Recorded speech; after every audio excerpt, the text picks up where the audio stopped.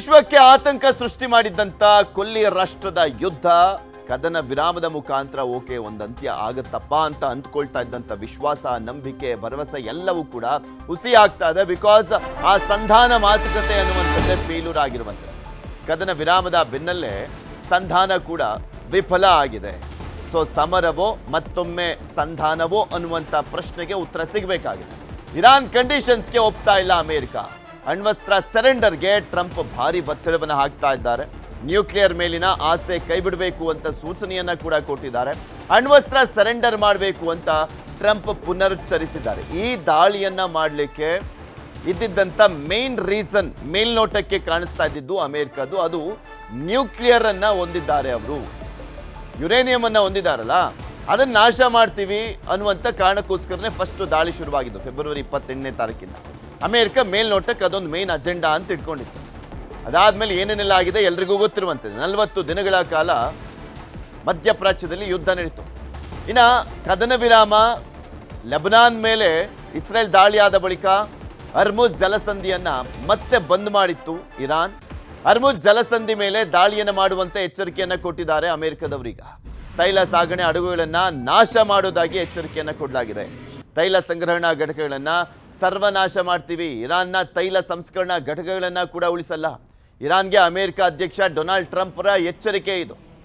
ಅಳಿದುಳಿದಿರುವಂಥ ಇರಾನನ್ನು ಸಂಪೂರ್ಣವಾಗಿ ನಾಶ ಮಾಡಿಬಿಡ್ತೀವಿ ಅನ್ನುವಂಥ ಎಚ್ಚರಿಕೆಯನ್ನ ಕೊಡಲಾಗಿದೆ.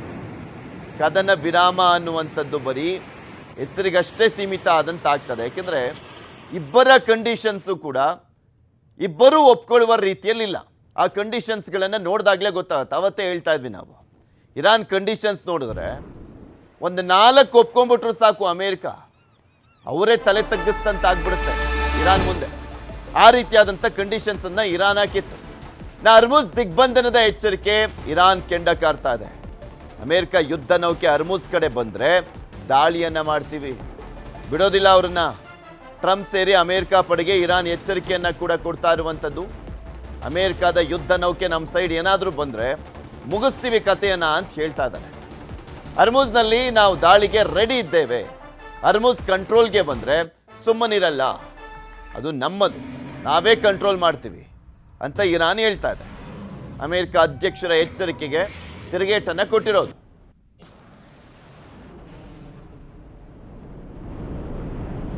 ಅಮೇರಿಕಾದಿಂದ ಹರ್ಮುಜ್ ಜಲಸಂಧಿಗೆ ಬೆದರಿಕೆಯನ್ನು ಹಾಕಲಾಯ್ತಲ್ಲ, ಕಚ್ಚಾ ತೈಲದ ಬೆಲೆ ದಿಢೀರಂತ ಗಗನಕ್ಕೆ ಏರಿಕೆ ಆಗಿದೆ.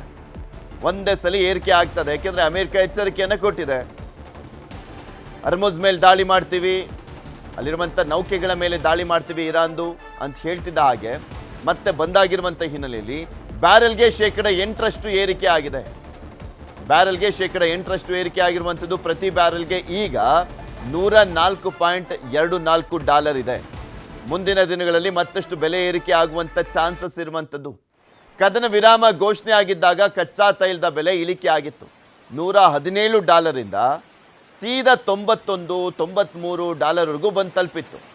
ಈಗ ಮತ್ತೆ ಅಲ್ಲಿ ಯುದ್ಧದ ಪರಿಸ್ಥಿತಿ ನಿರ್ಮಾಣ ಆಗಿರುವಂಥ ಹಿನ್ನೆಲೆಯಲ್ಲಿ $10-12 ಜಾಸ್ತಿ ಆಗಿದೆ. ಇನ್ನು ಇರಾನ್ ಅಮೆರಿಕ ಯುದ್ಧಕ್ಕೂ ಮುನ್ನ ಪ್ರತಿ ಬ್ಯಾರೆಲ್ಗೆ $70 ಇತ್ತು ಅಷ್ಟೇ. ಅದಾದಮೇಲೆ $119 ಕೂಡ ಏರಿಕೆ ಆಗಿತ್ತು. ಇಸ್ರೇಲ್ ಹಾಗೂ ಲೆಬನಾನ್ ನಡುವೆ ನಿಲ್ಲದ ಯುದ್ಧ. ದಕ್ಷಿಣ ಲೆಬನಾನ್ನ ಹಲವು ಕಡೆ ಇಸ್ರೇಲ್ ದಾಳಿಯನ್ನು ಮುಂದುವರಿಸಿದೆ. ಹಿಜ್ಬುಲ್ಲಾ ಸಂಘಟನೆಯವರನ್ನ ಗುರಿಯಾಗಿಸ್ಕೊಂಡು ಅವರು ದಾಳಿಯನ್ನು ಮಾಡ್ತಾ ಇದ್ದಾರೆ. ಈ ಲೆಬನಾನ್ ರಾಷ್ಟ್ರ ಅನ್ನೋದಕ್ಕಿಂತ ಹಿಜ್ಬುಲ್ಲಾ ಉಗ್ರ ಸಂಘಟನೆ ಎಲ್ಲೆಲ್ಲೆಲ್ಲ ಇದೆ, ಇರಾನ್ಗೆ ಸಪೋರ್ಟ್ ಮಾಡ್ತಾ ಇರುವಂಥ ಒಂದು ಪ್ರಾಕ್ಸಿ ಟೆರರ್ ಸಂಘಟನೆ ಅಂತ ಗುರ್ಸ್ಕೊಳ್ತಾರೆ. ಅದು ಅವ್ರ ಮೇಲೆ ದಾಳಿಯನ್ನು ಮಾಡ್ತಿರೋದು. ಇಸ್ರೇಲ್ ದಾಳಿಯಲ್ಲಿ ಹಲವರು ಸಾವನ್ನಪ್ಪಿದ್ದಾರೆ. ಇತ್ತ ಇಸ್ರೇಲ್ ಪಟ್ಟಣಗಳ ಮೇಲೂ ಕೂಡ ಹಿಜ್ಬುಲ್ಲಾ ರಾಕೆಟ್ ದಾಳಿಯನ್ನು ಮಾಡಿದೆ. ಹಿಜ್ಬುಲ್ಲಾದವರು ಕೂಡ ರಾಕೆಟ್ ದಾಳಿಯನ್ನು ಮಾಡ್ತಾ ಇದ್ದಾರೆ ಇಸ್ರೇಲ್ ಮೇಲೆ. ಕಿರಿಯಚ್ ಮೋನಾ ಮತ್ತು ಡೊವಿವ್ ಪಟ್ಟಣದ ಮೇಲೆ ದಾಳಿಯನ್ನು ಮಾಡಲಾಗಿದೆ. ಲೆಬನಾನ್ನಲ್ಲಿ ಇರುವಂಥ ಹಿಜ್ಬುಲ್ಲಾ ಸಂಘಟನೆಯವರು ಎಲ್ಲೆಲ್ಲಿದ್ದಾರೆ ಅಲ್ಲಿ ದಾಳಿಯನ್ನು ಮಾಡ್ತಾ ಇದೆ. ಇಡೀ ಲೆಬನಾನ್ ಮೇಲೆ ಅಲ್ಲ ಇಸ್ರೇಲ್ ದಾಳಿ ಇರೋದು. ಇದೆಲ್ಲದ್ರ ಬಗ್ಗೆಯೂ ಕೂಡ ಇನ್ನಷ್ಟು ಮಾಹಿತಿಯನ್ನು ಕೊಡ್ತಾ ಹೋಗ್ತಾರೆ ನಮ್ಮ ನ್ಯೂಸ್ ಎಡಿಟರ್ ಆಗಿರುವಂಥ ಡಾಕ್ಟರ್ ರಮೇಶ್ ಕುಮಾರ್ ಜೋಲ್ದಾಳ್ ನಮ್ಮ ಜೊತೆ ನೇರ ಸಂಪರ್ಕದಲ್ಲಿ ಜಾಯ್ನ್ ಆಗಿದ್ದಾರೆ. ರಮೇಶ್, ಇಲ್ಲಿ ಪ್ರಮುಖವಾಗಿ ನೋಡ್ತಾ ಇದ್ವಿ, ಓಕೆ ಈಗೊಂದು ಸ್ವಲ್ಪ ರಿಲೀಫ್ ಸಿಕ್ತಪ್ಪ, ಕದನ ವಿರಾಮ ಬಂದಿದೆ, ಅದನ್ನ ಕಂಟಿನ್ಯೂಯಸ್ ಆಗಿ ಆ ಕದನ ವಿರಾಮವನ್ನು ಅಂದರೆ ಅದು ಕಂಟಿನ್ಯೂ ಆಗಬೇಕು ಅನ್ನುವಂಥ ನಿಟ್ಟಿನಲ್ಲಿ ದೊಡ್ಡ ಮಟ್ಟದಲ್ಲಿ ಪ್ರಯತ್ನ ಪಡಲಾಗ್ತಾ ಇತ್ತು. ಇಡೀ ವಿಶ್ವದ ರಾಷ್ಟ್ರಗಳು ಅದನ್ನೇ ಎಕ್ಸ್ಪೆಕ್ಟ್ ಮಾಡ್ತಾ ಇದ್ವು. ಆದರೆ ಆ ಸಂಧಾನ ವಿಫಲ ಆಗಿದೆ. ಮತ್ತೊಮ್ಮೆ ಸಂಧಾನ ಏರ್ಪಡುವಂಥ ಚಾನ್ಸಸ್ ಏನಾದರೂ ಇದೆಯಾ? ಬಟ್ ಟ್ರಂಪ್ ಹೇಳಿಕೆಯನ್ನು ನೋಡ್ತಾ ಇದ್ರೆ ಮತ್ತೆ ಸಮರ ಆಗುವಂಥ ಎಲ್ಲ ಲಕ್ಷಣಗಳು ಕಾಣಿಸ್ತಾ ಇದಾವಲ್ಲ. ಪೃಥ್ವಿ, ಸಂಧಾನದ ಯಾವುದೇ ಲಕ್ಷಣಗಳು ಕಾಣಿಸ್ತಾ ಇಲ್ಲ. ಬಟ್ ಪಾಕಿಸ್ತಾನ ಒಂದು ಅಟೆಂಪ್ಟ್ ಮಾಡ್ತಾ ಇದೆ. ಏನೋ 3 ರಾಷ್ಟ್ರಗಳು ಕೂತ್ರೆ ಮತ್ತೊಂದು ಸಲ ನಾವು ಸಂಧಾನದ ಪ್ರಯತ್ನ ಮಾಡೋಣ ಅಂತ ಹೇಳಿದೆ ಪಾಕಿಸ್ತಾನ. ಬಟ್ ಆಲ್ಮೋಸ್ಟ್ ಅಲ್ಲ ಸಂಧಾನ ಆಗುವಂಥ ಯಾವುದೇ ಚಾನ್ಸಸ್ ಇಲ್ಲ. ಒಂದು 7:30 ಅಷ್ಟೊತ್ತಿಗೆ ಏನೋ ಟ್ರಂಪ್ ಡೆಡ್ಲೈನ್ ಕೊಟ್ಟಿರ್ತಕ್ಕಂಥದ್ದು. ಅಷ್ಟರೊಳಗಡೆ ಏನಾದರೂ ಇರಾನು ಅಮೆರಿಕದ ಕಂಡೀಷನ್ಸ್ಗೆ ಬಗ್ಗೆ ಒಂಚೂರು ಮಾತುಕತೆಗೆ ಏನಾದರೂ ಬಂದು ಸ್ವಲ್ಪ ಹಗ್ಗ ಜಗ್ಗಾಟ ಆದರೆ ಈ ಹರ್ಮುಜ್ ಕಂಟ್ರೋಲ್ ತಗೊಳ್ಳೋ ಏನು ಪ್ರಯತ್ನ ಇದೆ ಅದಕ್ಕೊಂದಿಷ್ಟು ತಾತ್ಕಾಲಿಕವಾಗಿ ಮತ್ತೆ ಬ್ರೇಕ್ ಬೀಳ್ಬೋದು.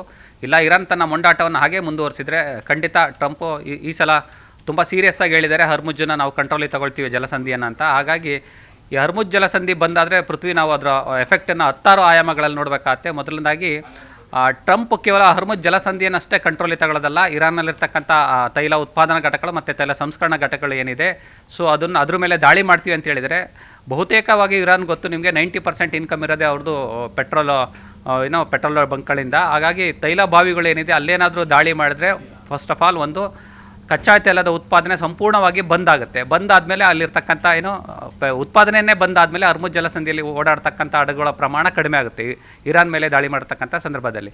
ಹಾಗಾಗಿ ಒಂದು ತೈಲ ಮತ್ತು ಗ್ಯಾಸ್ ಎರಡರ ಕೊರತೆ ಬಹುಮುಖ್ಯವಾಗಿ ಉಂಟಾಗುತ್ತೆ. ಇನ್ನೊಂದು ಇರೋ ಮತ್ತು ಬೇರೆ ಗಲ್ಫ್ ದೇಶಗಳಿಂದ ಏನಾದ್ರು ತರಿಸ್ಕೊಳ್ಳೋಣ ಅಂತ ನೋಡಿದ್ರೆ ಇಲ್ಲಿ ಹರ್ಮುಜನ್ನು ಅಮೆರಿಕ ಕಂಟ್ರೋಲಿಗೆ ತಗೊಂಡ್ರೆ ಯಾವುದೇ ಹಡಗುಗಳು ಕೂಡ ಬರೋದಿಲ್ಲ.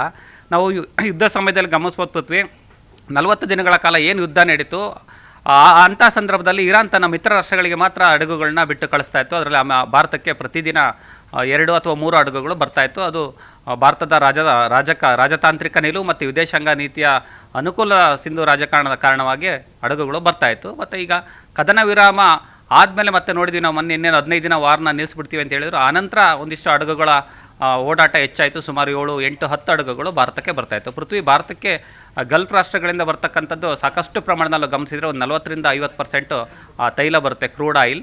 ಮತ್ತು ನಾವು LPG ಗಮನಿಸಿದ್ರೆ 90% ಅಲ್ಲೇ ಬರುತ್ತೆ. ಮತ್ತು LNG ಲಿಕ್ವಿಡ್ ಗ್ಯಾಸ್ ಪೆಟ್ರೋಲಿಯಂ ಏನಿದೆ ಅದು 40% ಬರುತ್ತೆ. ಮತ್ತು ಫರ್ಟಿಲೈಸರ್ಸ್ ರಸಗೊಬ್ಬರ ಏನಿದೆ ಅದು ಕೂಡ ಒಂದು 50% ಬರುತ್ತೆ. ಸೊ ಇಷ್ಟು ಪ್ರಮಾಣದಲ್ಲಿ ಭಾರತ ಗಲ್ಫ್ ರಾಷ್ಟ್ರಗಳ ಮೇಲೆ ಡಿಪೆಂಡ್ ಆಗಿರ್ತಕ್ಕಂಥದ್ದು. ಇನ್ ಕೇಸ್ ಹರ್ಮುಜ್ ಜಲಸಂಧಿಯನ್ನು ಅಮೆರಿಕ ಕಂಟ್ರೋಲಿಗೆ ತಗೊಂಡ್ರೆ ಮುಂದೇನು ಅಂತ ಪ್ರಶ್ನೆ ಎದುರಾಗುತ್ತೆ. ಖಂಡಿತ ಕ್ರೂಡ್ ಆಯಿಲ್ ಬರೋದು ನಿಂತರೆ ಇಲ್ಲಿ ಮತ್ತೆ ಯಥಾ ಪ್ರಕಾರ ಏನು LPG ಮತ್ತು CNG ಈ ಗ್ಯಾಸ್ಗೆ ಸಮಸ್ಯೆ ಆಗದೇ ಆಗುತ್ತೆ ಖಂಡಿತ. ಮತ್ತು ಏನು ಸ್ಟಾಕ್ ಏನಾದರೂ ಖಾಲಿ ಆಗಿಬಿಟ್ರೆ ಮತ್ತೆ ಬೇರೆ ದೇಶಗಳ ಹತ್ರ ನಾವು ಮುಖ ಮಾಡಬೇಕಾಗತ್ತೆ. ಆದರೆ ರೂಟ್ ಇರೋದು ಒಂದೇ, ಹರ್ಮುಜ್ ಬಂದ್ ಮಾಡಿದರೆ ನಾವು ಆಲ್ಟರ್ನೇಟಿವ್ ಆಗಿ ಸುಯೇಜ್ ಕಾಲುವೆ ನೋಡಬೇಕಾಗತ್ತೆ. ಅದು ಈಜಿಪ್ಟ್ ಮತ್ತು ರಷ್ಯಾ ಮೂಲಕ ಬರ್ತಕ್ಕಂಥದ್ದು ಸುಯೇಜ್ ಕಾಲುವೆ. ಮತ್ತು ಸುತ್ತ ಕಂಡು ಬರಬೇಕು ಪೃಥ್ವಿ. ನಾನು ಬೆಳಗ್ಗೆ ಹೇಳ್ತಾ ಇದ್ದೆ ಏನೋ ಇದು ಹತ್ರ ಇದೆ, ಯಾವುದೋ ಹರ್ಮುಜ್ ಹತ್ರ ಇದೆ. 1,500 ಕಿಲೋಮೀಟ್ರ್ ಇದ್ದರೆ ನಮ್ಮದು ಸುಯೇಜ್ ಕಾಲುವೆಯಿಂದ ಈ ಕಡೆ 7,000-8,000 ಕಿಲೋಮೀಟ್ರ್ ಇದೆ. ಸುಮಾರು 10ರಿಂದ 12 ದಿನ ಆಗುತ್ತೆ. ಒಂದು ಖರ್ಚು ಜಾಸ್ತಿ ಮತ್ತು ದೂರ ಪ್ರಯಾಣ, ಹೀಗಾಗಿ ಸಾಕಷ್ಟು ಹೊಡೆತ ಬೀಳುವಂಥ ಸಾಧ್ಯತೆ ಇದೆ. ಮತ್ತು ಸುಯೇಜ್ ಕಾಲುವೆ ಮೂಲಕ ಏನಾದ್ರು ಬರಬೇಕಾದ್ರೆ ಲಾಸ್ಟ್ ಟೈಮು ಆಲ್ಬಾಬ್ ಮಂಡೇದ್ ಏನು ಜಲಸಂಧಿ ಇದೆ, ಆ ಮಂಡೇಬ್ ಜಲಸಂಧಿ ಮೇಲೆ ಹೌತಿ ಉಗ್ರರು ಅಟ್ಯಾಕ್ ಮಾಡಿದರು. ಸೊ ಇರಾನ್ ಆ ಉಗ್ರನ್ನ ಬಳಸ್ಕೊಂಡು ಸುಯೇಜ್ ಕಾಲುವೆಯನ್ನೇನಾದರೂ ಅಲ್ಲಿ ಬಂದ್ ಮಾಡಿದರೆ ಅಲ್ಲೂ ಕೂಡ ಸಾಕಷ್ಟು ಸಮಸ್ಯೆ ಆಗುತ್ತೆ. ಸಂಪೂರ್ಣವಾಗಿ ಏನೋ ಪೂರ್ವ ಏಷ್ಯಾದ ರಾಷ್ಟ್ರಗಳಿಗೆ ಬರ್ತಕ್ಕಂಥ ಎಲ್ಲ ಹಡಗುಗಳು ನಿಂತೋಗುತ್ತೆ. ಹೀಗಾಗಿ ಭಾರತಕ್ಕೆ ಅತಿ ದೊಡ್ಡ ಸಮಸ್ಯೆ ಆಗುತ್ತೆ. ಭಾರತ ಮತ್ತು ಅಕ್ಕಪಕ್ಕದ ದೇಶಗಳಿಗೆ, ಪೂರ್ವ ಏಷ್ಯಾದ ರಾಷ್ಟ್ರಗಳಿಗೆ ಬಹುಮುಖ್ಯವಾಗಿ ಗಮನಿಸಬೇಕು ಪೃಥ್ವಿ. ಇಲ್ಲಿ ಆಯಿಲ್ ಮಾರ್ಕೆಟ್ ಏನಾದ್ರು ಕೊಲ್ಯಾಪ್ಸ್ ಆದರೆ ಇಲ್ಲಿ ಲಕ್ಷಾಂತರ ಜನ ಉದ್ಯೋಗ ಕಳೆದುಕೊಳ್ತಾರೆ. ಮತ್ತು ಗ್ಯಾಸ್ ಸಮಸ್ಯೆ ಆದರೆ ಪ್ರಮುಖವಾಗಿ ನಾವು ಈಗಲೂ ಕೂಡ ಏನೋ ಆಟೋ ಗ್ಯಾಸ್ ಸಿಗ್ತಾ ಇಲ್ಲ, ತುಂಬ ಸಮಸ್ಯೆ ಆಗ್ತಾಯಿದೆ. ಅಡುಗೆ ಸಿಲಿಂಡ್ರೊಂದು ಸದ್ಯಕ್ಕೆ ಪ್ರಾಬ್ಲಮ್ ಇಲ್ಲ. ಹಾಗಾಗಿ ತೈಲ ಮತ್ತು ಗ್ಯಾಸ್ ಅಭಾವ ಅತಿ ದೊಡ್ಡ ಮಟ್ಟದಲ್ಲಾಗುತ್ತೆ. ಮತ್ತು ಕ್ರೂಡ್ ಆಯಿಲ್ ಏನಾದ್ರು ಸಂಪೂರ್ಣವಾಗಿ ಬಂದಾದರೆ ಪೆಟ್ರೋಲು ಡೀಸೆಲು ಏನು ಸ್ಟಾಕ್ ಇದೆ, ಸ್ಟಾಕ್ ಕ್ಲಿಯರ್ ಆದರೆ ಸ್ಟಾಕೆಲ್ಲ ಕ್ಲಿಯರಾಗಿ ಖಾಲಿ ಆಗಿಬಿಟ್ರೆ ಪೃಥ್ವಿ ಏನೋ ವೆಹಿಕಲ್ಗೆ ಓಡಾಡೋದು ಕೂಡ ಸಮಸ್ಯೆ ಆಗುತ್ತೆ. ಸೊ ಯುದ್ಧ ಸಮಯದಲ್ಲಿ ಒಂದಿಷ್ಟು ಕೇಂದ್ರ ಸರ್ಕಾರದ ಮಟ್ಟದಲ್ಲಿ ಚರ್ಚೆ ಆಯಿತು. ಏನಂದರೆ ಪೆಟ್ರೋಲು ಮತ್ತು ಗ್ಯಾಸ್ ಪ್ರಾಬ್ಲಮ್ ಏನಾದ್ರು ಆದರೆ ಒಂದಿಷ್ಟು ಏನೋ ಲಾಕ್ಡೌನ್ ರೀತಿಯ ವಾತಾವರಣವನ್ನು ಜಾರಿಗೆ ತರೋಣ ಅಂತಕ್ಕಂಥದ್ದು ಒಂದು ಚರ್ಚೆ ನಡೆದಿತ್ತು ಅಂತ ಸುದ್ದಿ ಆಗಿತ್ತು ಎಲ್ಲ ಮಾಧ್ಯಮಗಳಲ್ಲಿ. ಆಮೇಲೆ ಕೇಂದ್ರ ಸರ್ಕಾರ ಅದಕ್ಕೊಂದು ಸ್ಪಷ್ಟನೆ ಕೊಡ್ತಿಲ್ಲ. ಲಾಕ್ಡೌನ್ ಅಂತಹ ಯಾವುದೇ ಆಪ್ಷನ್ ಇಲ್ಲ, ಸದ್ಯಕ್ಕೆ ಯಾವುದೇ ಅಭಾವ ಇಲ್ಲ. ಅಂದರೆ ಡೀಸೆಲು, ಪೆಟ್ರೋಲ್ ಅಥವಾ ಗ್ಯಾಸು ಈ ಥರದ್ದೇನು ಸಮಸ್ಯೆ ಇಲ್ಲ ಅಂತ ಹೇಳಿದರು. ಬಟ್ ಈಗ ಹರ್ಮುಜನ್ ಏನಾದ್ರು ಕಂಟ್ರೋಲ್ ತೊಗೊಂಡು ಇದು ನೆಕ್ಸ್ಟ್ ದಿನ ಕಂಟಿನ್ಯೂ ಆಗುತ್ತೆ ಗೊತ್ತಿಲ್ಲ. ಇನ್ ಕೇಸ್ ಏನಾದರೂ ಕಂಟ್ರೋಲಿಗೆ ಅಮೆರಿಕ ಓಲ್ಡಿಗೆ ತೊಗೊಂಡ್ರೆ 15 ದಿನ ಆಗ್ಬೋದು, ತಿಂಗಳಾಗ್ಬೋದು. ಸೊ ಇರಾನ್ನೇ ಬೆಂಡಾಗಿ ಒಂದು ಮಾತುಕತೆಗೆ ಬರಬೇಕಾಗ್ತದೆ. ಸೊ ಅಲ್ಲಿ ತನಕ ಮತ್ತೆ ಯುದ್ಧದ ಪರಿಸ್ಥಿತಿಯಲ್ಲಿ ಯಾವ ರೀತಿ ಸನ್ನಿವೇಶವಿತ್ತು ಅದು ಮತ್ತೆ 100% ರೀಕ್ರಿಯೇಟ್ ಆಗುತ್ತೆ. ಇದನ್ನೆಲ್ಲವನ್ನು ಕೂಡ ಭಾರತ ಯಾವುದೋ ಮಟ್ಟಿಗೆ ತನ್ನ ರಾಜತಾಂತ್ರಿಕ ನಿಪುಣತೆಯನ್ನು ಬಳಸಿ ಈ ಗ್ಯಾಸ್ ಮತ್ತು ಪೆಟ್ರೋಲ್ ಸಮಸ್ಯೆನ ಯಾವ ರೀತಿ ಮ್ಯಾನೇಜ್ ಮಾಡುತ್ತೆ ಅನ್ನೋದು ತುಂಬ ಒಂದು ಕುತೂಹಲ ಪೃಥ್ವಿ, ನೋಡ್ಬೇಕು ಏನಾಗುತ್ತೆ ಅಂತ. ಓಕೆ, ಯಾದಗಿರಿ ಏಮ್ಸ್ ಆಸ್ಪತ್ರೆಗೆ ಯುದ್ಧದ ಎಫೆಕ್ಟ್. ಏಮ್ಸ್ ಕ್ಯಾಂಟೀನಲ್ಲಿ LPG ಸಿಲಿಂಡರ್ನ ಅಭಾವ. ಯಾದಗಿರಿ ತಾಯಿ ಮತ್ತು ಮಕ್ಕಳ ಸರ್ಕಾರಿ ಆಸ್ಪತ್ರೆ ಅಲ್ಲಿ ಸಿಲಿಂಡರ್ ಇಲ್ಲ. ಆ ಅಭಾವದಿಂದಾಗಿ ಸಹಜವಾಗಿ ರೋಗಿಗಳಿಗೆ ತೊಂದರೆ. ಸಿಲಿಂಡರ್ ಸಿಗದೆ ಬಾಣಂತಿಯರು ಪರದಾಟವನ್ನು ಮಾಡುವಂಥ ಪರಿಸ್ಥಿತಿ ಇದೆ. ಸೊ ಹೀಗಾಗಿ ಇಂಡಕ್ಷನ್ ಸ್ಟವ್ ಮೊರೆ ಹೋಗಿರುವಂಥದ್ದು ಕ್ಯಾಂಟೀನ್ನ ಸಿಬ್ಬಂದಿ. ಪ್ರಯಾರಿಟಿ ಬೇಸ್ ಮೇಲೆ ಆಸ್ಪತ್ರೆಗಳಿಗೆ ಸೇರಿದಂತೆ ಯಾವೆಲ್ಲ ಕಡೆ ಕೊಡಬೇಕು ಅದನ್ನು ಕೊಡ್ತಿದ್ದೀವಿ ಅಂತ ಹೇಳಿದರು ಮುನಿಯಪ್ಪ ಅವರು. ಬಟ್ ಇಲ್ಲಿ ಹೆಂಗೆ ಸಿಗ್ತಾ ಇಲ್ಲೋ ಏನೋ ಗೊತ್ತಿಲ್ಲ. ಬಾಣಂತಿಯರಿಗೆ ಉಪ್ಪಿಟ್ಟು, ನುಚ್ಚು ಗಂಜಿ, ಬಿಸಿ ನೀರನ್ನು ಸಕಾಲಕ್ಕೆ ಕೊಡಲಿಕ್ಕೆ ಕ್ಯಾಂಟೀನ್ ಸಿಬ್ಬಂದಿಗೆ ಆಗ್ತಾ ಇಲ್ಲ. ಸಿಲಿಂಡರ್ ಇಲ್ಲದೆ ಪರದಾಟವನ್ನು ಮಾಡ್ತಾ ಇದ್ದಾರೆ. ಅವರು ಕೂಡ ಎಷ್ಟು ಸಾಧ್ಯನೋ ಅಷ್ಟರ ಮಟ್ಟಿಗೆ ಕೊಡುವಂಥ ಕೆಲಸ ಮಾಡಲಾಗ್ತಾ ಇದೆ ಎಲೆಕ್ಟ್ರಿಕ್ ಸ್ಟವ್ ಮುಖಾಂತರ. ಯಾಕೆಂದರೆ ಗ್ಯಾಸ್ ಅಭಾವದಿಂದಾಗಿ ಫಸ್ಟ್ ಪ್ರಯಾರಿಟಿ ಆಸ್ಪತ್ರೆಗಳಿಗೆ ಅನ್ನುವಂಥದ್ದನ್ನ ಕೂಡ ಹೇಳಿದರು. ಯಾರಿಗೆಲ್ಲ ತುಂಬ ಅತ್ಯವಶ್ಯಕ ಇದೆ ಅಂಥ ಕಡೆ ಫಸ್ಟ್ ಸಪ್ಲೈ ಮಾಡ್ತೀವಿ ಅಂತ ಹೇಳಿದರು. ಬಟ್ ಈ ಯಾದಗಿರಿ ತಾಯಿ ಮತ್ತು ಮಕ್ಕಳ ಆಸ್ಪತ್ರೆಗೆ ಸಿಲಿಂಡರ್ ಅಭಾವದಿಂದಾಗಿ ಎಲೆಕ್ಟ್ರಿಕ್ ಸ್ಟವನ್ನು, ಇಂಡಕ್ಷನ್ ಸ್ಟವನ್ನು ಬಳಕೆ ಮಾಡ್ತಾ ಇದ್ದಾರೆ. ಅಲ್ಲಿರುವಂಥ ಬಾಣಂತಿಯರಿಗೆ ಸಕಾಲಕ್ಕೆ ಸರಿಯಾದ ರೀತಿಯಲ್ಲಿ ಹೆಲ್ದಿ ಫುಡ್ಡನ್ನು ಕೊಡುವಂಥ ನಿಟ್ಟಿನಲ್ಲಿ ಇಂಡಕ್ಷನ್ ಸ್ಟವ್, ಎಲೆಕ್ಟ್ರಿಕ್ ಸ್ಟವ್ಗಳನ್ನು ಬಳಕೆ ಮಾಡಲಾಗ್ತಾ ಇದೆ.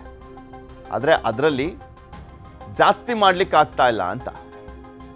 ಗ್ಯಾಸಲ್ಲಾಗಿದ್ರೆ ಜಾಸ್ತಿ ಮಾಡ್ಬೋದಿತ್ತು, ತುಂಬ ಜನಕ್ಕೆ ಕೊಡ್ಬೋದಿತ್ತು, ಬೇಗ ಕೊಡ್ಬೋದಾಗಿತ್ತು ಅಂತ. ಇದ್ರ ಬಗ್ಗೆ ಇನ್ನಷ್ಟು ಮಾಹಿತಿಯನ್ನು ಕೊಡ್ತಾ ಹೋಗ್ತಾರೆ ನಮ್ಮ ಯಾದಗಿರಿಯ ಪ್ರತಿನಿಧಿ ಗಣೇಶ್ ಪಾಟೀಲ್ ನಮ್ಮ ಜೊತೆ ದೂರವಾಣಿ ಸಂಪರ್ಕದಲ್ಲಿ ಜಾಯ್ನ್ ಆಗಿದ್ದಾರೆ. ಗಣೇಶ್, ಇಲ್ಲಿ ಆಸ್ಪತ್ರೆಗಳಿಗೆ ಫಸ್ಟ್ ಪ್ರಿಯಾರಿಟಿ ಇರುತ್ತೆ, ಅವರಿಗೆ ಯಾವುದೇ ರೀತಿಯಾದಂಥ ತೊಂದರೆ ಆಗದ ರೀತಿಯಲ್ಲಿ ನಾವೆಲ್ಲ ಸಪ್ಲೈ ಮಾಡ್ತಾ ಇದ್ದೀವಿ ಅಂತ ಆಹಾರ ಸಚಿವರು ಹೇಳ್ತಾ ಇದ್ರು. ಇಲ್ಲಿ ಯಾಕೆ ಸಿಗ್ತಾ ಇಲ್ಲ ಇವರಿಗೆ? ಯಾವ ರೀತಿಯಾದಂಥ ಅಭಾವ ಕಾಡ್ತಾ ಇದೆ?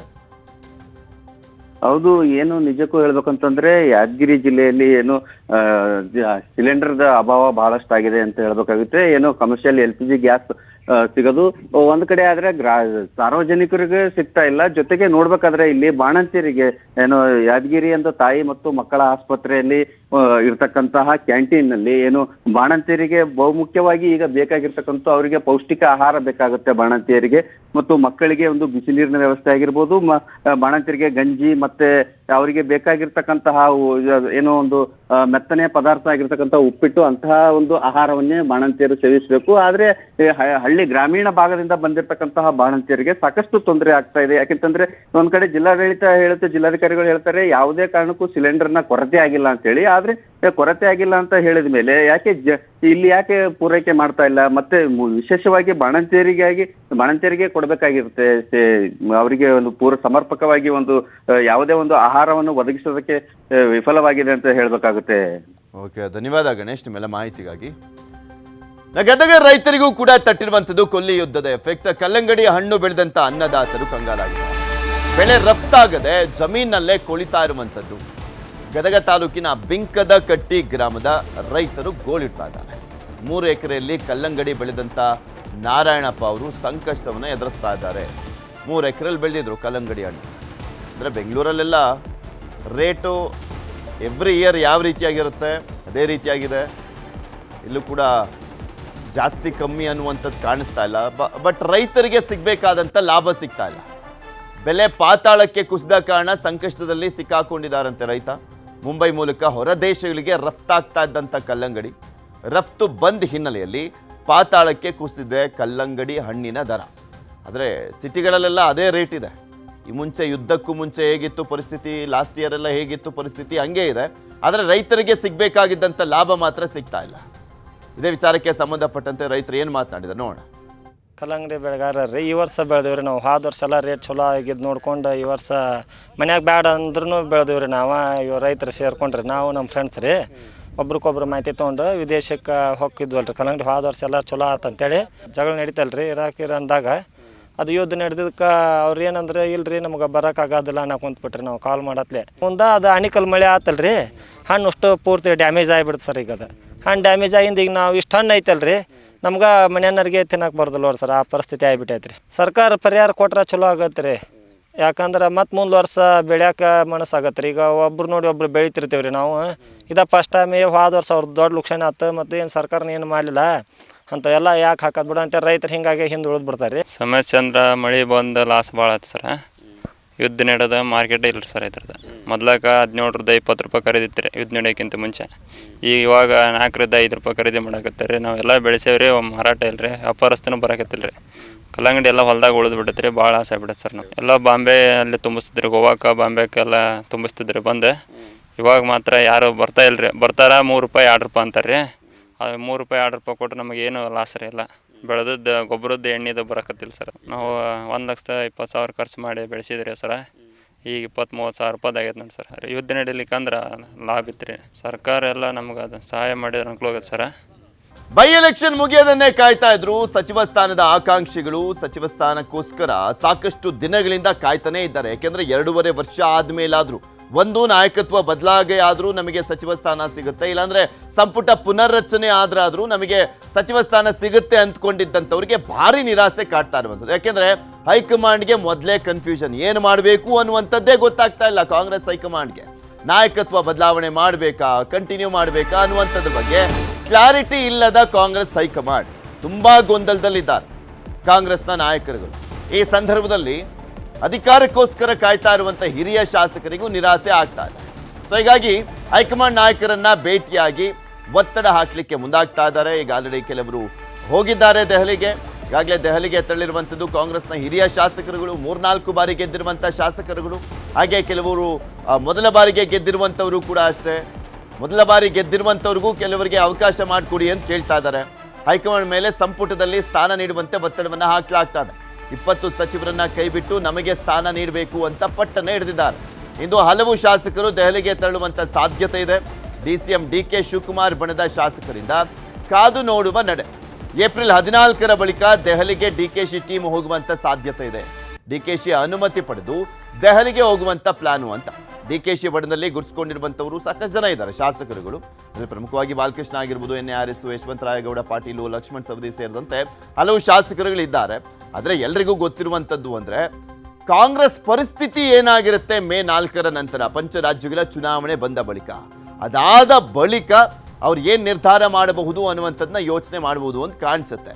ಇನ್ನು ಈ ಸಚಿವ ಸ್ಥಾನದ ಆಕಾಂಕ್ಷಿಗಳು ಸಾಕಷ್ಟು ಜನ ಮಾತನಾಡಿದ್ದಾರೆ. ಯಾರ್ಯಾರು ಏನೇನು ಮಾತನಾಡಿದ್ದಾರೆ ನೋಡೋಣ. ಸಾಮೂಹಿಕ ನಾಯಕತ್ವ ನಮ್ದೆಲ್ಲ. ನಾನು ಲೀಡರ್, ನೀನು ಲೀಡರ್ ಅನ್ನೋದಿಲ್ಲ. ನಮ್ಮ 30 ಜನದೊಳಗೆ ಎಲ್ಲ ಫ್ರೆಂಡ್ಸು ನಾವೆಲ್ಲ ಸಾಮೂಹಿಕ ನಾಯಕತ್ವಕ್ಕೆ ಡೆಲ್ಲಿಗೆ ಹೋಗ್ತಾ ಇದ್ದೀವಿ. ಭಾಳ ಬೇಗನೆ ಶೀಘ್ರವಾಗಿ ಸಂಪುಟ ಪುನರ್ರಚನೆ ಮಾಡಿ ನಾವೆಲ್ಲ ಸೀನಿಯರ್ನವ್ರಿಗೆ ಅವಕಾಶ ಮಾಡಿಕೊಡ್ಬೇಕು ಅಂತ ವಿನಂತಿ ಮಾಡ್ತಾ ಇದ್ದೀವಿ. ಲೇಟ್ ಆಗಿದೆ. ಸುರ್ಜೇವಾಲ ಅವರು 2 ವರ್ಷ ಆದಮೇಲೆ ನಿಮ್ಗೆಲ್ಲರಿಗೂ ಚಾನ್ಸ್ ಕೊಡ್ತೀನಿ, ಎಲ್ಲರಿಗೂ ಚಾನ್ಸ್ ಕೊಡಲೇಬೇಕಾಗುತ್ತೆ ಅಂತ ಹೇಳಿದರು. ಅದಕ್ಕೋಸ್ಕರ ಇನ್ನು ಮತ್ತೆ ಡಿಲೇ ಮಾಡಿಬಿಡಿ, ಇಮಿಡಿಯೇಟ್ ಮಾಡಿ ಅಂತ ಹೇಳೋಕ್ಕೋಸ್ಕರ ಹೋಗ್ತಾ ಇದ್ದೀವಿ. ನಾವು 3 ಸರಿ 4 ಸರಿ 5 ಸರಿ ಗೆದ್ದಂತೆಲ್ಲ ಸೇರ್ಕೊಂಡು ಹೋಗ್ತಾ ಒಂದು 25-30 ಜನ. ಏನ್ ಹೈಕಮಾಂಡ್ ನಮಗೊಂದು ಅವಕಾಶ 3 ಸರಿ ಮೇಲೆ ಗೆದ್ದಿರೋರಿಗೆ ಒಂದು 3 ಜನಕ್ಕೆ 4 ಜನಕ್ಕೆ ಯಾರಿಗಾರ ಕೊಡಿ, ಯಾವ ಕ್ಷೇತ್ರ ಕೊಡಿ, ಯಾವ ಜಾತಿಗಾರ ಕೊಡಿ, ನಮ್ಮ ಪಕ್ಷರಿಗೆ ಕೊಡಿ ಅಂತ ಕೇಳ್ತಾ ಇರ್ತೀವಿ. ಬೇರೆ ಇಲ್ಲಿ ಇರೋ ಚಟುವಟಿಕೆಲ್ಲ ಒಂದು ಮನವಿ ಹಾಕಿ ಕೊಡ್ತಾ ಅಷ್ಟೇ, ಅರ್ಜಿ ಹಾಕಿ ಬರೋದಪ್ಪ ಇದಷ್ಟೇ. ಮಂತ್ರಿ ಮಂಡಲ ರೀಚಾರ್ಜ್ ಮಾಡಿ ನಮ್ಗೆಲ್ಲ ಮಂತ್ರಿ ಕೊಡಿ ಅಂತ ಕೇಳಕೊಳ್ತೇವೆ. 2.5 ವರ್ಷದಲ್ಲೇ ಮಾಡ್ಬೇಕಾಗಿತ್ತು. ನನಗೆ ಅವರು 1 ವರ್ಷ ಆದ್ಮೇಲೆ ಕೊಡ್ತೀವಿ ಅಂತ ಮಾತು ಕೊಟ್ಟಿದ್ರು. ಆಗ್ಲಿವಾಗಿ 3 ವರ್ಷ ಆಗ್ಬಿಟ್ಟಿದೆಯಲ್ಲ. ಈಗೆಲ್ಲ ನಾವೊಂದು 30-32 ಜನ ಹಿರಿಯ ಶಾಸಕರೆಲ್ಲ ಹೋಗಿ ಹೈಕಮಾಂಡ್ ಮನವಿ ಮಾಡಿ ಆದಷ್ಟು ಬೇಗನೆ 7 ವರ್ಷಕ್ಕಾದ್ರು ನಮ್ಗೆ ಕೊಡಿ ಅಂತ ತಿಳಿಸ್ತಿದ್ದೆ. ನಾವು ಕೇಳ್ತಾ ಇದ್ವಿ, ಭರವಸೆ ಕೊಡ್ಬೇಕು ಅವರು. ಯಾಕಂದ್ರೆ ಇವತ್ತು 2.5 ವರ್ಷ ಆಗಿ 3ನೇ ವರ್ಷಕ್ಕೆ ಬಂದಿದೆ ಅಲ್ವಾ. ಮುಂದಿನ ಅವಕಾಶ ಬೇರೆಯವ್ರಿಗೆ ಅವಕಾಶ ಕೊಡ್ಬೇಕಲ್ಲ. ಇದ್ರಲ್ಲಿ ಇಲ್ಲಿಯೂ ಸಹ ಸಮರ್ಥರು ಇದ್ದಾರಲ್ವಾ. ಹಾಗಾಗಿ ಒಂದು ಅವಕಾಶ ಕೊಡಿ ಅಂತ ಕೇಳ್ತೇವೆ ನಾವು. ನಾಯಕತ್ವ ಬದಲಾವಣೆ ವಿಚಾರ ಅದೆಲ್ಲ ಯಾವ್ದು ನಮ್ಮ ಹತ್ರ ಇಲ್ಲ. ನಮ್ಗೆ ಏನಿದ್ರು ಸಚಿವ ಸ್ಥಾನ ಕೊಡಿ, 3ನೇ ಬಾರಿ 4ನೇ ಬಾರಿ 5ನೇ ಬಾರಿ ಆದವರೆಲ್ಲ ಇದ್ದೀವಿ ನಾವು. ಒಂದು ಅವಕಾಶ ನಮ್ಗೆ ಕೊಡಿ ಅಂತ ಕೇಳಿದೀವಿ. 32 ಇರುವ ಸಚಿವ ಇದರಲ್ಲಿ ಒಂದಿಷ್ಟು 20 ಜನ ತೆಗೀರಿ, ಭಾಗ್ಯರಿಗೆ ಕೊಡಿ ಅಂತ ಕೇಳ್ತಾ ಇದ್ದೀವಿ. ಹೋಗ್ಲಿ ಪಾಪ, ಬೇಡ ಅಂತಂದವ್ರು ಯಾರು ಹೋಗ್ಲಿ, ನಂದೇ ತಕರಾರು ಇಲ್ಲ ಅದಕ್ಕೆ. ಈಗ ರೀಸಫಲ್ ಮಾಡಬೇಕು ಅಂತಕ್ಕಂಥದ್ದು 2.5 ವರ್ಷ ಆದಮೇಲೆ ಪೆಂಡಿಂಗ್ ಇದೆ. ಮಾಡಿ ಅವ್ರು ಒತ್ತಾಯ ಮಾಡಿದ್ರೆ ಮಾಡಲಿ. ಈಗ 5 ರಾಜ್ಯಗಳ ಚುನಾವಣೆ ಬಂತು, ಬಜೆಟ್ ಇತ್ತು, ಹಾಗಾಗಿ ವಿಳಂಬ ಆಯಿತು. ಹೈಕಮಾಂಡ್ ಏನು ಮಾಡ್ತದೆ ಅಂತ ಗೊತ್ತಿಲ್ಲ. ಇದೆಲ್ಲದ್ರ ಬಗ್ಗೆ ಇನ್ನಷ್ಟು ಮಾಹಿತಿಯನ್ನು ಕೊಡ್ತಾ ಹೋಗ್ತಾರೆ ನಮ್ಮ ಪ್ರತಿನಿಧಿ ಕೃಷ್ಣ ನಮ್ಮ ಜೊತೆ ನೇರ ಸಂಪರ್ಕದಲ್ಲಿ ಜಾಯ್ನ್ ಆಗಿದ್ದಾರೆ. ಕೃಷ್ಣ, ಇಲ್ಲಿ ಪ್ರಮುಖವಾಗಿ ಬೈ ಎಲೆಕ್ಷನ್ ಆಗೋದನ್ನೇ ಕಾಯ್ತಾ ಇದ್ರು. ಅದರ ಜೊತೆಗೆ ಹೈಕಮಾಂಡು ಕೂಡ ತುಂಬ ಗೊಂದಲದಲ್ಲಿದೆ. ಏನು ಮಾಡಬೇಕು ಅನ್ನುವಂಥದ್ದು ಅವರಿಗೆ ನೆಟ್ಟಗೆ ಗೊತ್ತಿಲ್ಲ. ಯಾರಿಗೆ ಯಾವ ರೀತಿಯಾಗಿ ಸಮಾಧಾನ ಮಾಡಬೇಕು ಅನ್ನುವಂಥದ್ರ ಬಗ್ಗೆನೂ ಕೂಡ ಅವರಿಗೆ ಒಂದು ಕ್ಲಾರಿಟಿ ಇಲ್ಲ. ಮೇ 4ರ ನಂತರ ಎಲ್ಲವೂ ಕೂಡ ಡಿಸೈಡ್ ಆಗುವಂಥ ಚಾನ್ಸಸ್ ಇದೆ ಅಂತ ಹೇಳಲಾಗ್ತದೆ. ಬಟ್ ಅವಾಗ ಕಾಂಗ್ರೆಸ್ ಯಾವ ಪರಿಸ್ಥಿತಿಲಿ ಇರುತ್ತೆ ಅನ್ನುವಂಥದ್ರ ಮೇಲೆ ಡಿಪೆಂಡು. ಬಟ್ ಇಲ್ಲಿ ಸಂಪುಟ ಪುನರ್ರಚನೆನೋ ಅಥವಾ ನಾಯಕತ್ವ ಬದಲಾವಣೆ ಮಾಡಿಬಿಟ್ಟು ಇವರಿಗೆ ಅವಕಾಶ ಅನ್ನುವಂಥದ್ರ ಬಗ್ಗೆ ಏನಾದರೂ ಒಂದು ಸ್ವಲ್ಪ ಕ್ಲಾರಿಟಿ ಸಿಗ್ಬೋದಾ ಅಂತ ಹೋಗಿರುವಂಥವ್ರಿಗೆ. ಬಹುಶಃ ಅವ್ರಿಗೆ ಇನ್ನೂ ಕೂಡ ಕ್ಲಾರಿಟಿ ಸಿಗುವಂಥದ್ದು ಅನುಮಾನ ಆಗಿದೆ. ಯಾಕಂದರೆ ಒಂದು ಸಂಪುಟ ಪುನರಚನೆ ಆಗಬೇಕು ಅಂದರೆ ನಾಯಕತ್ವ ಬದಲಾವಣೆ ಇತ್ಯರ್ಥ ಆಗಬೇಕು, ಆ ಒಂದು ಸಮಸ್ಯೆ. ಅಲ್ಲಿವರೆಗೂ ಕೂಡ ಸಂಪುಟ ಪುನರಚನೆ ಆಗುವಂಥದ್ದು ಕೇವಲವಾಗಿ ತಾತ್ಕಾಲಿಕವಾಗಿ ಸಮಸ್ಯೆ, ಅದು ಹಾಗೆಯೇ ಉಳಿಯುವಂಥ ಸಾಧ್ಯತೆ ಕೂಡ ಇರುವಂಥದ್ದು. ಈಗಾಗಲೇ ಕಾಂಗ್ರೆಸ್ ಶಾಸಕರು, ಹಿರಿಯ ಶಾಸಕರು ಮುಖ್ಯಮಂತ್ರಿಗಳ ಒಂದು ಸೂಚನೆಯ ಆಧಾರದ ಮೇರೆಗೆ ಈಗ ಶಾಸಕರು ದೆಹಲಿ ಪ್ರವಾಸವನ್ನು ಕೈಗೊಂಡಿರುವಂಥದ್ದು.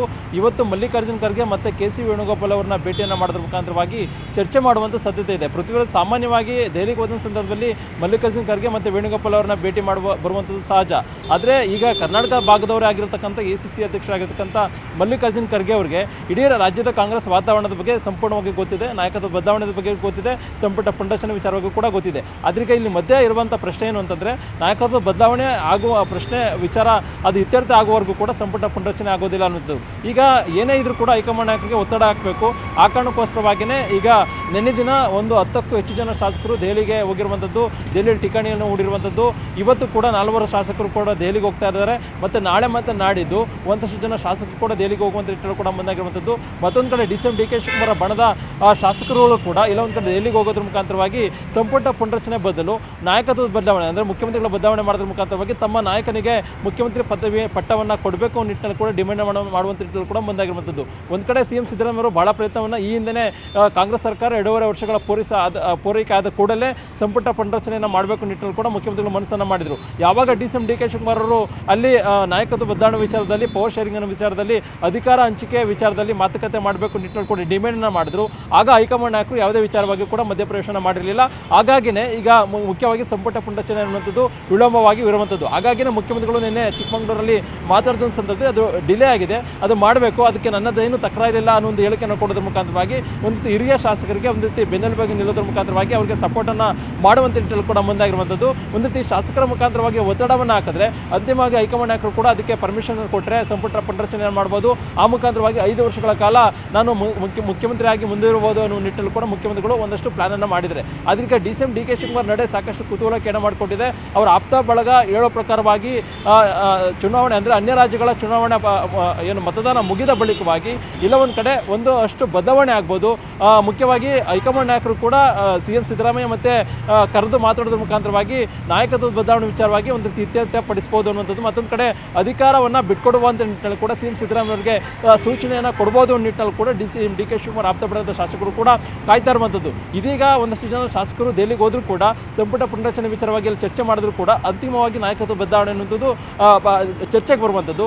ಆಗ CM ಸಿದ್ದರಾಮಯ್ಯ ಅವರು ಕರೆಯೋದ್ರ ಮುಖಾಂತರವಾಗಿ ಖರ್ಗೆ ಆಗಿರ್ಬೋದು, ರಾಹುಲ್ ಗಾಂಧಿ ಆಗಿರ್ಬೋದು ಚರ್ಚೆಯನ್ನು ಮಾಡೋದ್ರ ಮುಖಾಂತರವಾಗಿ ಅದ್ರ ಬಗ್ಗೆ ಚರ್ಚೆ ಮಾಡುವಂಥ ಸಾಧ್ಯತೆ ಇದೆ. ಹಾಗಾಗಿನೇ ಈಗ ಸಾಕಷ್ಟು ಕುತೂಹಲಕ್ಕೆ ಎಡೆ ಮಾಡಿಕೊಟ್ಟಿದೆ. CM ಸಿದ್ದರಾಮಯ್ಯ ಬಣದ ಶಾಸಕರು ದೆಹಲಿಗೆ ಹೋದರೆ ಡಿ ಕೆ ಶಿವಕುಮಾರ್ ಬಣದ ಶಾಸಕರು ಕೂಡ ಅವರೇನು ನಡೆಯನ್ನು ತೋರ್ತಾರೆ ಅದರ ಆಧಾರದ ಮೇಲೆ ಮುಂದಿನ ನಡೆಯನ್ನು ತೋರುವಂಥ ನಿಟ್ಟಿನಲ್ಲಿ ಕೂಡ ಮುಂದಾಗಿರುವಂಥದ್ದು. ಹಾಗಾಗಿನೇ ಇವತ್ತು ಡಿ ಕೆ ಶಿವಕುಮಾರ್ ಯಾವುದೇ ಒಂದು ಕಾರ್ಯಕ್ರಮ ಕೂಡ ಹಾಕೊಂಡಿಲ್ಲ.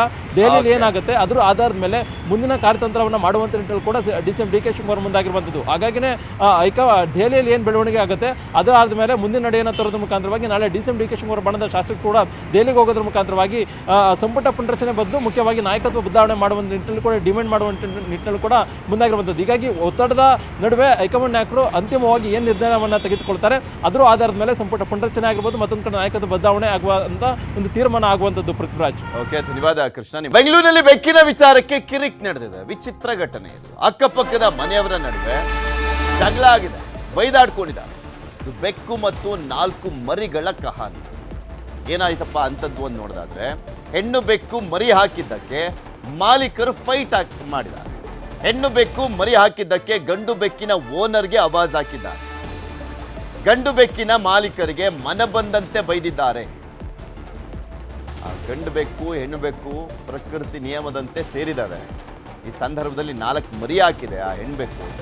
ಅದಕ್ಕೆ ಗಲಾಟೆ, ನಿಂಬೆಕ್ಕೆ ಕಾರಣ ಅಂತ. ಇನ್ನೆಂಥ ಪ್ರಾಣಿ ಪ್ರೀತಿ ಇವರು. ಮನೇಲಿ ಮತ್ತೆ ಯಾಕೆ ಸಾಕೊಂಡಿದ್ದಾರೆ? ಒಂದು ಬೆಕ್ಕು ಮರಿಯನ್ನ ತಂದು ಬಿಸಾಡಿ ಖ್ಯಾತಿಯನ್ನ ಮಾಡಿದ್ದಾರೆ.